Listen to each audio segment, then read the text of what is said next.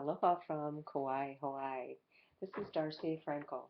In this short video, I briefly introduced the concept of mental toxins according to Ayurveda, the triune brain, and several things we can do to create balance in our body, mind, and heal some old parts of ourselves. In the next video, I'll give an overview to the 3 distinct emotional types according to Ayurveda. And if you would like to go into more depth with that to look at your own body mind type, you should check out the 3 videos after that where I go into more depth into each emotional type. I talk about their physical, their mental, their emotional nature, characteristics, their gifts, their challenges, and ways to heal and create balance for your own unique body mind type. Now, according to Ayurveda psychology, it's common for people to have unprocessed, undigested emotions. We call this ama, not to be confused with the American Medical Association, of course.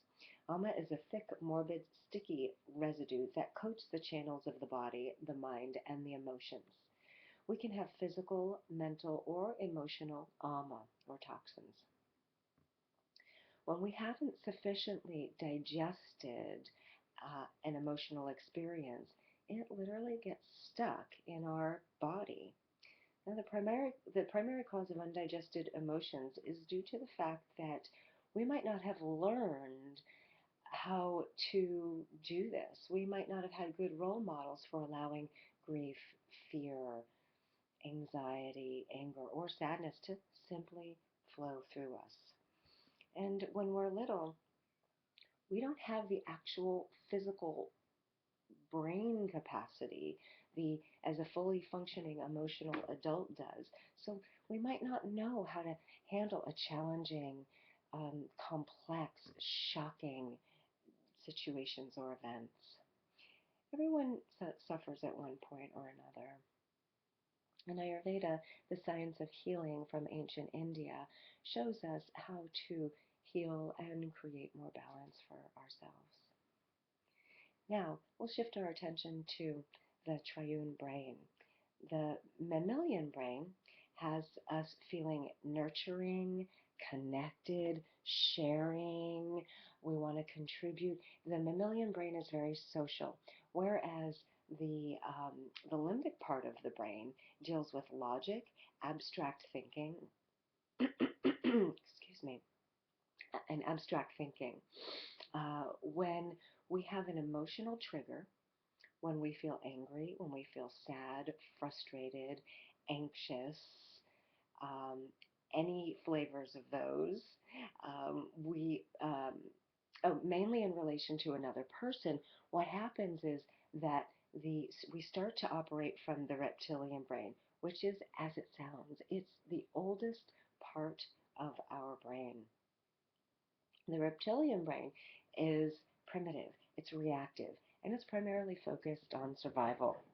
When we're triggered, it's almost as if a switch gets flipped in our brain, reducing our access to the limbic and the mammalian or the nurturing aspects of our brain. So literally, when we get upset, we have less brain capacity. We're less skillful when we're triggered. We'll talk about how to bypass the mammalian brain soon. However, we want to talk a little bit more about it to get to know it more. So ultimately, we want to learn how to ride out the waves of feeling triggered or an emotion, so that we can use more of our adult, fully functional brains rather than getting stuck in operating from that reptilian brain. What does the reptilian brain do? It loves to fight, run, or freeze. These are the 3 responses when we are in our reptilian brain. Fight, flight, and freeze. Which one do you love to do? What's a habit of yours? So we'll talk a little bit more about the natural movement of emotions. How they are how they are naturally, how they I don't like to put shoulds on things, but how they should be. if we didn't if we didn't have old habits or learn unproductive practices, basically. So the natural movement of energy, of emotional energy, is just that. It's a wave-like movement. It comes up and out. If I see something that I interpret or think is funny, I see it, it's a buoyant feeling. I might get tickled and and laugh a little bit. It comes up and out. The corners of my mouth move up and laughing happens. Similarly, if I see, hear, or think about something that I feel upset about, that sensation rises up. Even though it's heavier, it has a very specific flavor, but it rises up. The corners of my mouth might turn down, and, and tears might come out. I'll breathe, and then that emotion changes and moves, and it's done. In the same way, if I see, hear, or think something that might be upsetting, I might feel angry. A correlating heat and physical sensations happen in the body. There's a constriction, contraction, thank you, happens. Yet there's still this upward rising. That heat might come up, my head, my face might get hot. Whew. And that's the wave of anger. Ayurveda teaches us that the body, the mind, and the emotions are intimately connected. Emotions are a physical expression. The body knows what to do. The body knows organically, naturally, how to express these things. Unfortunately, we're not taught how to be skillful in our emotional expression. Some common pitfalls. Suppressing the flow of energy. Suppressing the flow of emotional energy. So let's say I start to get mad. And for some reason or another, I suppress it. I don't even let myself feel that. There's a difference between not communicating and allowing it to flow through us. There's a big difference. And we need to know that difference. And then there's the flip side, or overdoing it, over dramatizing, or over dramatizing the emotional energy. So there's suppressing or overdoing it. 2, judging ourselves. Oh, I shouldn't be feeling this. I shouldn't be mad. I shouldn't be sad. I shouldn't be crying right now. You shouldn't cry. Don't cry. Don't feel sad. Don't. So judging ourselves or other. Blaming. Feeling blame. It's my fault. I did this. Your fault. You did this. When we pitfalls, when we fall into this groove, we don't get to digest the emotion. So by doing these kind of knee-jerk, old, unskillful habits, we don't just get to feel and let the emotion move through us. We get stuck, and as a result, it gets stuck. Let's continue on the pitfalls. I shouldn't be feeling this. Feeling uncomfortable with my feelings or somebody else's in some way. Sometimes people get afraid. If someone gets mad, they're afraid the other person, oh, you're mad, that means you might leave me, or you're mad, that means you might not love me, or I'm mad, I eclipse the love that I feel for you.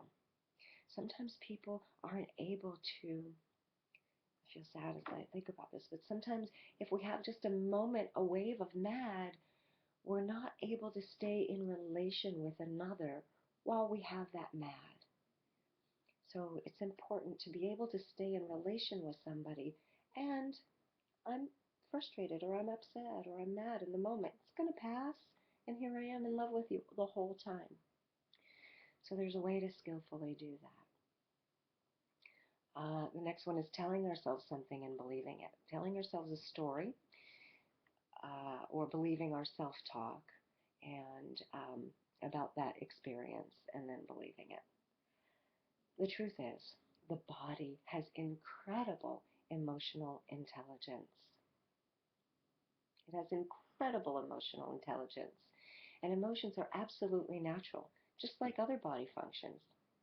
They come and go in a wave-like motion. If we can learn to simply allow them wash over us, they simply come and go, just like a burp does, rather than getting stuck and or creating more karma. In order to be fully functional adults, it really behooves us to learn healthy ways to experience, to feel, to observe, and communicate if we need to, these waves of emotion, and unlearn old, unproductive habits, which might keep these emotions stuck. So, here's some suggestions to help you digest emotions. As soon as you feel something, you want to notice and name when you're upset. The Buddhist tradition, they say it very well. They literally name it. You know, maybe they're sitting in meditation and they name, oh, anger, sadness. This is the opposite of letting the emotion be in charge. You're naming it. Oh, there it is. Hello, sadness. Hello, disappointment. There you are again. Oh, there you go. And then we're witness. So we want to witness and watch, be the observer of this wave of emotion rather than acting on it. Observe the subtleties and the qualities of what you're feeling as you're breathing. So we want to breathe. And as you're breathing, ask yourself, what sensations am I feeling? Where do I feel that? Do I feel contraction, constriction? Is it here? Is it in my belly? Is it in my hands? Is it in my head? Notice what you feel and where you feel that. And notice how what you feel might be changing as well. Take breaks before you feel overwhelmed, especially with grief. Be kind to yourself. Be accepting. And remember that the wave will pass. Here's some suggestions for practicing with a partner. Be as kind and accepting and loving as you can be. They're doing the best they can be.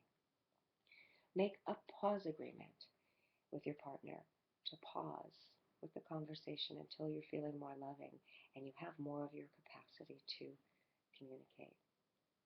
Co-regulate your nervous systems by touching during the pause, by touching, cuddling, a nice touch with your partner in order to de-escalate.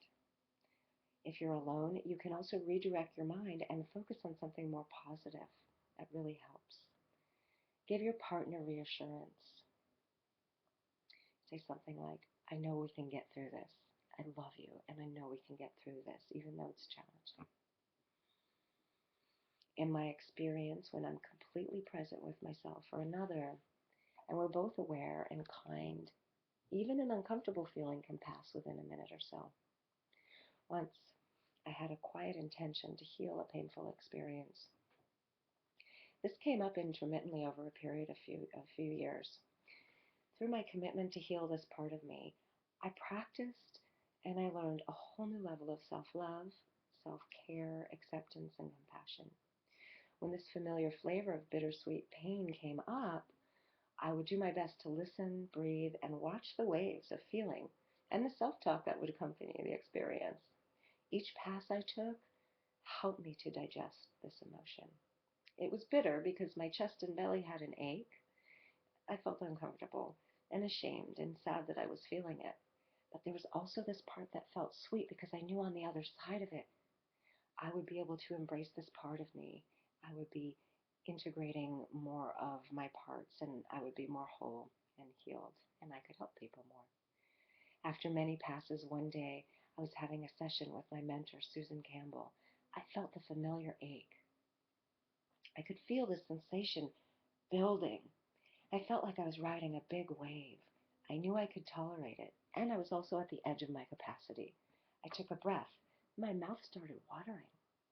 I felt like I was going to throw up. I reached for my trash can right here, and then I literally did. after that, oh, my body took a deep, deep breath, and I felt relieved. I had this huge sense of relief. I trusted, and my body did what it needed to do. I think that whole experience took less than a minute to have. Moral of the story is trust your body and have a trash can nearby. Thanks for watching, and please subscribe and leave comments below to receive new short self-care videos. I sometimes offer Skype personal Ayurveda consultations, so be on the lookout for that. And come have your rejuvenation retreat with us. We'd love to pamper you. Namaste. Aloha.